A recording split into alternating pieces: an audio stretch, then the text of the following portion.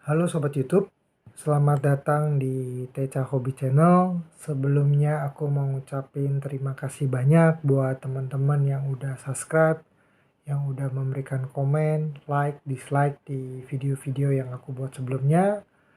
Aku ucapin terima kasih banyak buat dukungannya selama ini.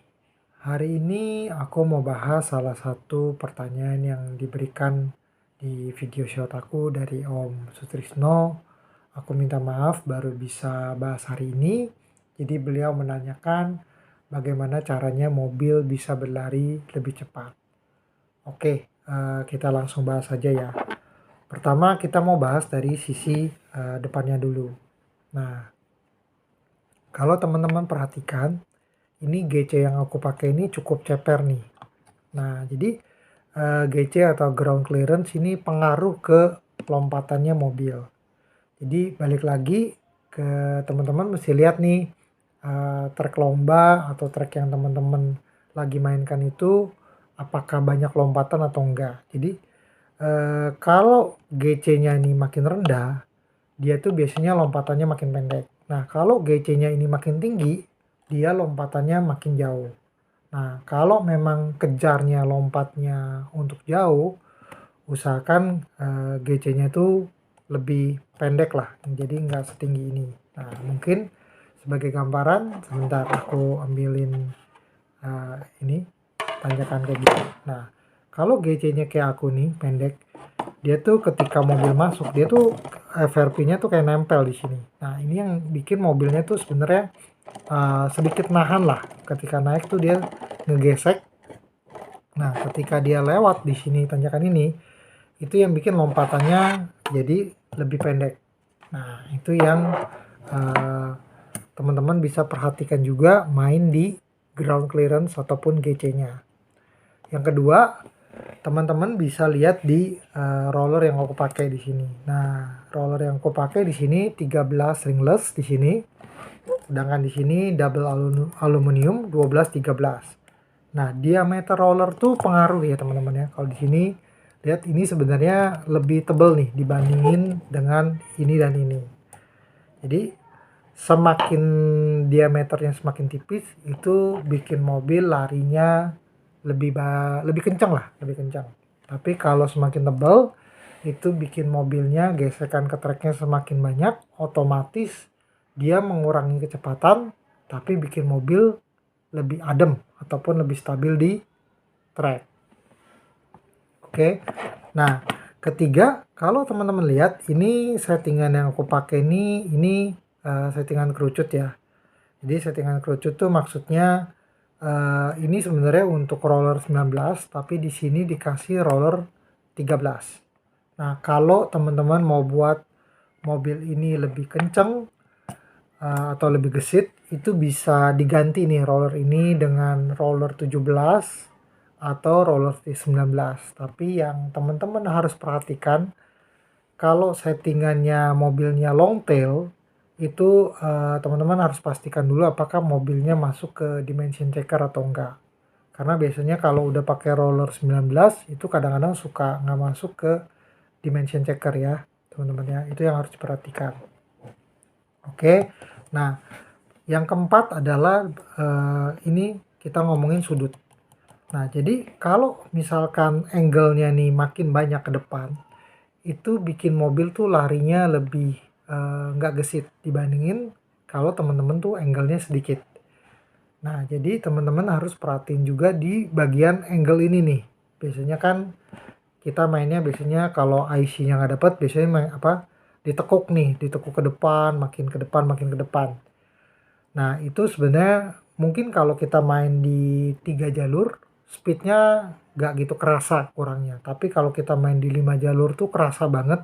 Kalau sampai sudutnya ke depan banget tuh larinya kayak nahan ataupun kayak kurang power. Itu kerasa banget. Oke, kita bahas sekarang di bagian tengah. Nah, oke. Bagian tengah aku mau bahas di ban yang kita pakai. Nah, ban yang kita pakai tuh ngaruh banget di trek yang kita hadapi. Sebenarnya tergantung juga dari bahan treknya tersebut. Cuman yang paling umum yang dipakai saat ini tuh biasanya di depan itu ban marun, belakangnya itu ban hard. Nah, teman-teman harus belajar juga nih tipe ban yang tipe atau karakteristik ban. Contohnya ban marun. Ban marun itu licin. Jadi kalau teman-teman gesek begini, nah itu dia hampir nggak ada gesekan ya. Jadi dia tuh cocok banget buat di belokan. Kalau di blister juga dikasih tahu kan sebenarnya ban marun tuh cocok banget buat dibelokan, dan dia tuh bahannya keras. Jadi di trek tuh kalau loncat atau apapun dia nggak membal. Tapi masalahnya dia untuk aku bilangnya mungkin torsi ya. Torsi atau akselerasinya tuh dia kurang dibandingin dengan ban normal ataupun hard ataupun super hard. Nah, jadi bergantung juga dari teman-teman bisa lihat bahan treknya ya teman-teman ya. Cuman kalau aku ngambil general biasanya yang dipakai marun, hard, atau kalau di 5 jalur ada yang pakai marun karena 5 jalur tuh biasanya kadang-kadang bahan treknya berbeda.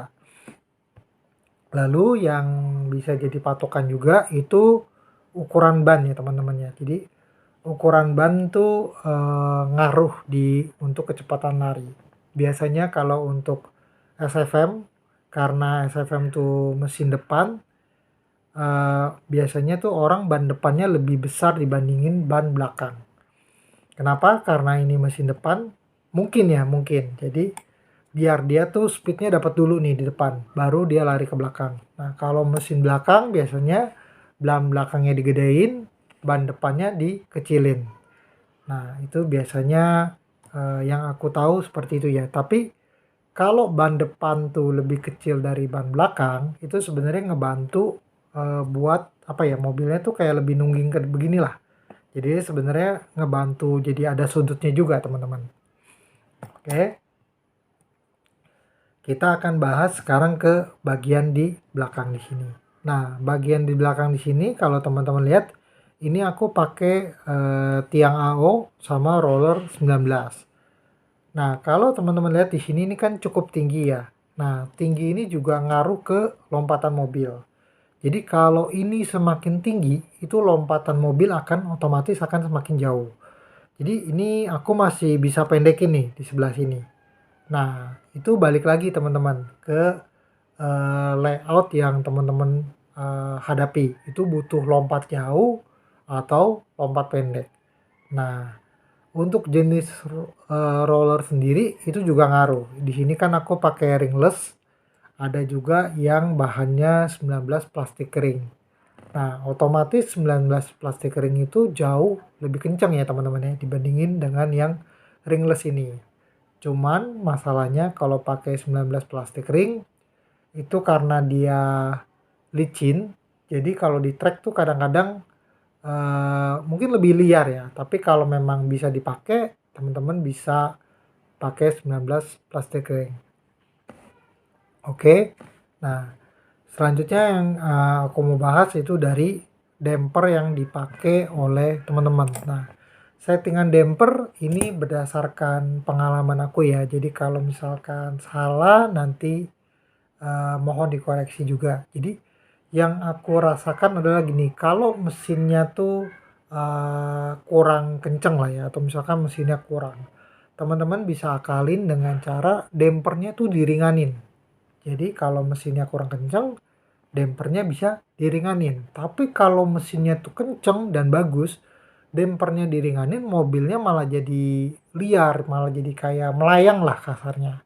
Jadi teman-teman bisa main kalau mau mesin mobilnya kenceng, teman-teman bisa main di dampernya. Jadi entah itu dampernya diberatin sedikit, atau teman-teman bisa main di bagian roller di belakang nih.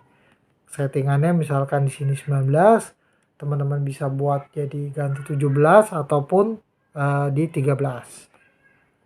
Nah, cuman yang aku rasain kalau misalkan di sini 13, belakangnya tuh 13, kalau misalkan obstacle-nya nggak banyak belokan, mobil malah bisa larinya lebih kenceng dibandingkan dengan di sini aku pakai 19 depannya 13 karena kerucut kan. Tapi kalau 13 dia tuh sama rata. Jadi dia tuh lebih beloknya lebih cepat. Cuman kalau belokannya terlalu banyak malah jadi apa? Kurang gesit lah sebenarnya. Oke. Nah, faktor selanjutnya yang teman-teman bisa perhatikan itu dari proper shaft, karena kalau kita main single shaft itu nyawanya ada di bagian proper shaft juga. Pastiin proper shaftnya itu nggak jebol. Jadi kalau misalkan teman-teman udah turun 2, 3 atau 5 kali, cek proper shaftnya apakah jebol atau enggak. Perhatikan coronanya, lalu perhatikan juga pinionnya, apa pinionnya loss atau enggak. Itu teman-teman harus perhatiin karena itu ngaruh banget ke lari mobilnya.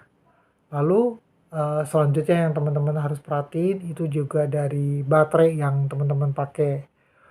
Walaupun yang aku rasain kalau baterainya kurang bagus mAh-nya, mungkin nggak gitu ngaruh, tapi ada bagusnya kalau teman-teman punya baterai yang padat, misalkan yang mAh-nya di atas 1000, lalu voltasenya juga bisa di atas, misalkan di atas 15, itu jauh lebih baik ya teman-teman ya.